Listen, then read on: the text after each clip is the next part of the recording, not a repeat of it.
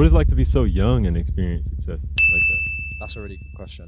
Luke touches upon this a lot, right? He says you can be rich, but if you don't have a wealthy mindset, you don't have abundance in a variety of things, what is the point of being rich, right? And I'm not by all means saying, oh, I'm rich, blah, blah, blah, but I'm just saying after I acquired money, right, I thought, okay, this is cool. Like, I don't have to work now. I'm just going to go in retirement. I'm just going to go on holidays sometimes a year. It's going to be nice. I'm going to buy some nice clothes. And I was like, okay, I'm just going to do this for the rest of my life. And then it got to like 6 months, around 6 months of doing that. And I was like, okay, I'm so bored. Once you acquire a large amount of money, at first you think it's going to completely change your life. And it does help in certain aspects, right? But after you acquire it, you need something else. You need fulfillment in your life. So we have the perfect view of the Grand Hyatt La Manga resort in Spain. It's my first time. I think you've been here before. Yeah, when I was very young, but don't remember much. Not this exact resort, of course, just somewhere in Spain. But yeah, first time in a long time. And I would guess the accent, but I already know. So you're from London. Tell me who you are and what's been your journey up until where you are now at this Mastermind. Yeah, okay, so I've got quite an interesting journey. I left school at 13 or 14 to pursue my business. Like dropped out? Really? I did not know that. That was a big risk, as you can imagine, right? Dropping out of school that early, not many people do that. Parents are like upset? Took a lot of convincing, a lot of convincing. But I managed to get it done, and I knew that's what I wanted to pursue at the time. So yeah, I dropped out of school 13, 14, and I focused on my business in gaming. So I would play all day, every day, 13, 16-hour days. I'd produce content for 16 hours of playing? 16 days, yes. Not every day, but at points, yeah. Wake up, play, food, play, every single day. I just had an idea, even though it's mid-interview. Let's just switch seats. I'm going to keep it flowing. I say that because I'm of a darker complexion, and I need some more of that light. You know what I'm saying? But yeah, continue. Yeah, so that was the start of my journey. And then I signed my first professional contract at 13, which was with an organization to do with gaming, Team Secret. And from then on, How much was that contract? What, salary-wise? Yeah, just like, revenue contract. Yeah, so the contract was based off a salary and, sponsorship deal. So it was my first kind of entrance into money. And if I remember correctly, I think that was the thing that kind of tipped my parents over the edge about letting me drop out. Because I started earning money and I showed them the potential of what could happen. What was like potential amount range? It was 4 figures a month back then. Okay, 4 figures. That's big when you're 13. 13. 3 figures is big when I was 13. So when you're 13, that's Three figures is big when I was 18. Honestly, man. so that was a big step for me. To actually see that type of money, I'd obviously never experienced that before.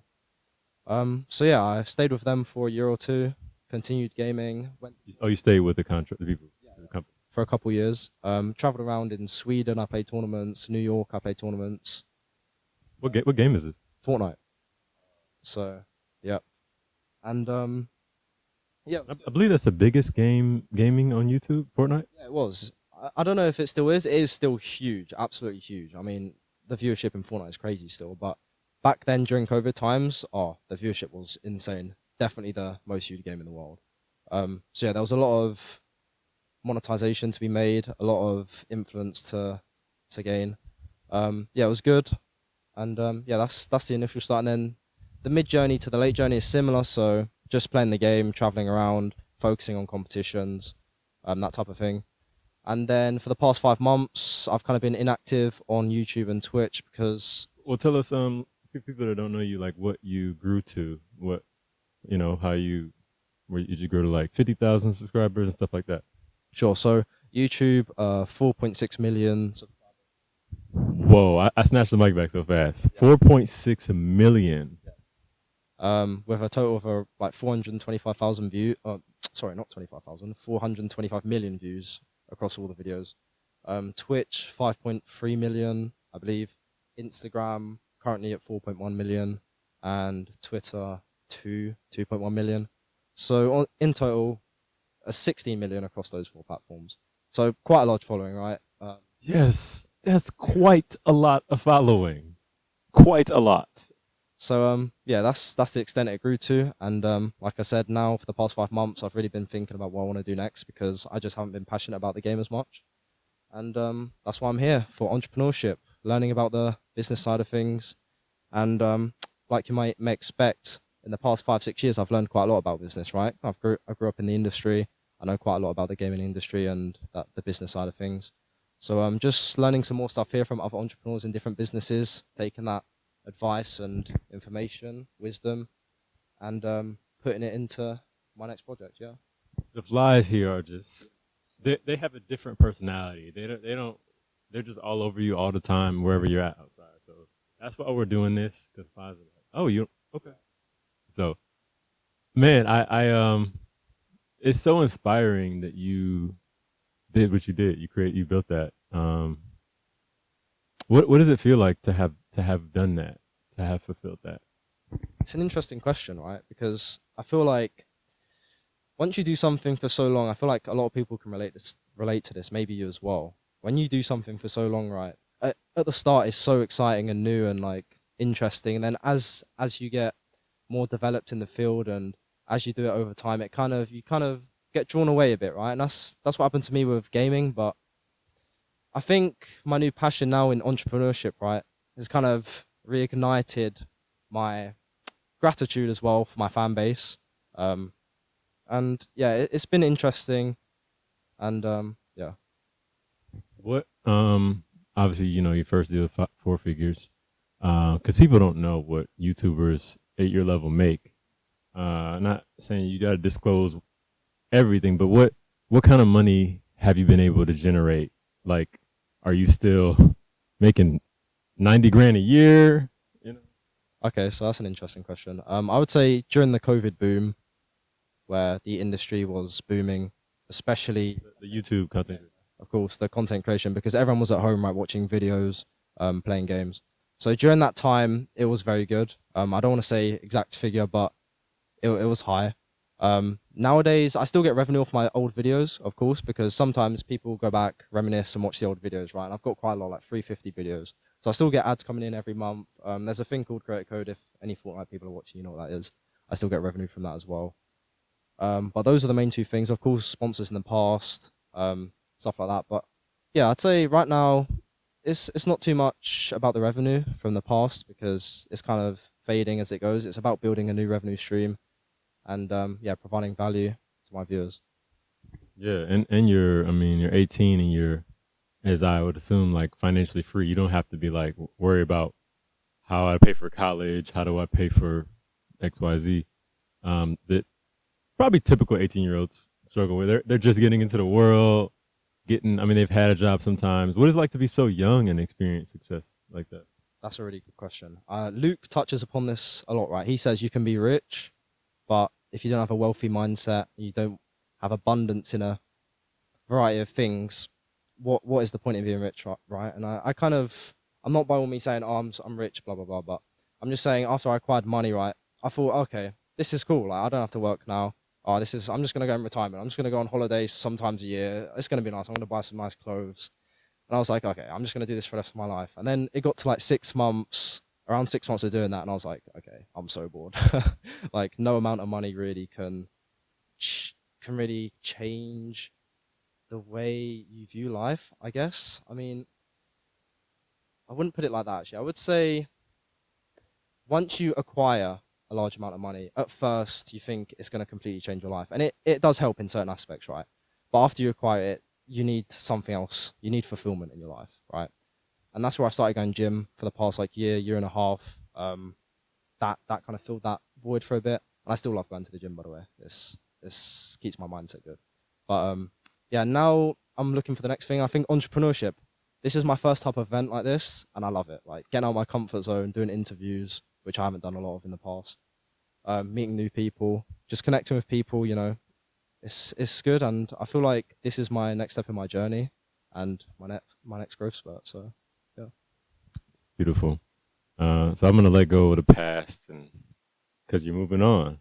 What do you're doing your vlog? What else do you think? I really want to speak to people who are young, and I guess I'm not moving from the past yet because I want to ask what kind of wisdom or like what would you say to people who are young, be around 18, that like want to achieve what you've achieved, or some degree of that? Like, what kind of word of tip, advice could you give that would be helpful? I would say the number one thing that contributes to a lot of success is you have to filter out the noise, right? You're going to see all your friends going to parties. You're going to see all your friends going on, lads' holidays, stuff like that. And I feel like during your initial growth period, Luke talks about this a lot as well. I've mentioned Luke before in this. But Luke talks about how you have to, how do I say this? Yeah. So you have to filter out the noise, right? And you can't really go to the expectations of society where people try and drag you down and try and bring you to their level and try to ask you to go to parties a lot. You kind of have to filter out that noise, right? And focus on yourself and focus on building yourself and focus what your core values are. And that's developed over time for me. My core values changed, and now it's much more about kind of inspiring the youth, right? And being that kind of role model. So You feel a level of responsibility. exactly, yeah. I mean, I feel like because I've acquired such a large audience, right? So I don't want to waste it now. I want to try and actually have a good impact on the people that follow me. So yeah. It's great, man. Uh, is it? I know we're short on time. Is there anything you want to? I get that you have a real understanding that money is not. Does it buy happiness? I wouldn't say it buys happiness. Um, it buys you materialistic things, of course, and money does help because you can use private healthcare, stuff like that. It definitely helps, but I feel like you'll see this with everyone who acquires money, right? They say, okay, at the start I thought it was everything, but when I acquired it wasn't as much as I thought. So to answer your question, no, it doesn't buy happiness, but it definitely helps along the journey, getting to the point where you're happy and fulfilled. But I think the main thing after you earn your initial large amount of money is finding your next fulfillment in life, right? And finding what you want to do. And a lot of people, like we've had people here, they acquire money and they like to go to these events, network, and teach the youth, right? I feel like in the future that's something I'd like to do. Once I develop myself some more, acquire some more wisdom and knowledge, I would like to come to these events and teach people that are like myself in this position because I don't have much wisdom right now. And I'm just trying to learn from other people older than me, more experienced, and hopefully in the future come to an event like this and give a talk and share my wisdom. So yeah. That's wise. I respect that. Knowing, even though you've accomplished all this, there's so much you really don't know at the same time. Um, that's huge. I had one more thing I was gonna ask. What does success mean to you? You think you answered that in a way? I like that question. So I've been thinking about this a lot recently. And I think success to me is being the best possible version of myself in all fields. So that includes fitness, that includes being authentic, that includes knowledge, reading, stuff like that. And I think the pursuit of success, Luke says it as well, is different for everyone, right? I think for me, I've thought about this a lot, is just being the best possible version of myself that could ever exist. And that's what I'm working towards now. And that's what I realized in life. Of course, you have to suffer to succeed, right? It's the same principle for everything. When you go to the gym, it hurts. Every time you go, it doesn't get any easier. But you just go every day, you be consistent. And I want to be like that in all areas of life, reading, traveling. I want experience with, giving talks to people, public speaking. That's my kind of goal. So to answer your question, just be the best version of myself in all areas of life. Yeah. Yeah, many people see you as the best in the Fortnite gaming world, and or YouTuber to them. I'm assuming you have young fans. For those who want to grow their channels, what do you have to say? What do you think if you were their age, it would have been good for you to hear at that? That's a great question. So I'm in the process of doing something which you guys might like who have followed me for a long time, and it will be teaching similar stuff to what you're saying. But to give you just an insight, I feel like being consistent, right, and finding your demographic, who do you appeal to, finding what content you want to produce and how to cater that towards the demographic you want, And I think something very important is you have to be pursuing something you actually enjoy, right? If you, especially with content creation, because I know a lot of my fans may have seen this during my last few months of content creation before I took kind of a break. My content wasn't as authentic as it used to be. It used to be so authentic, but I kind of lost the passion for the game, right? And people could see that in the reflection of my webcam, my face, my reactions. And I think it's so important to be authentic to your viewers and to always be passionate about what you do, right? Especially in content creation field, because everyone can see, how you feel about what you're doing.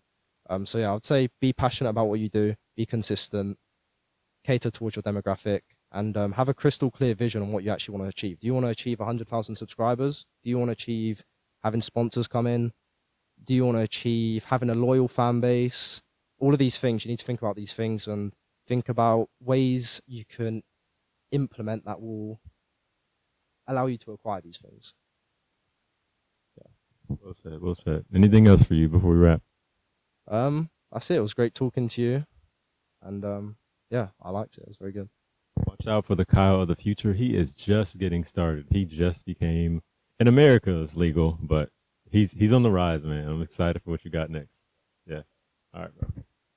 Peace. Thank you.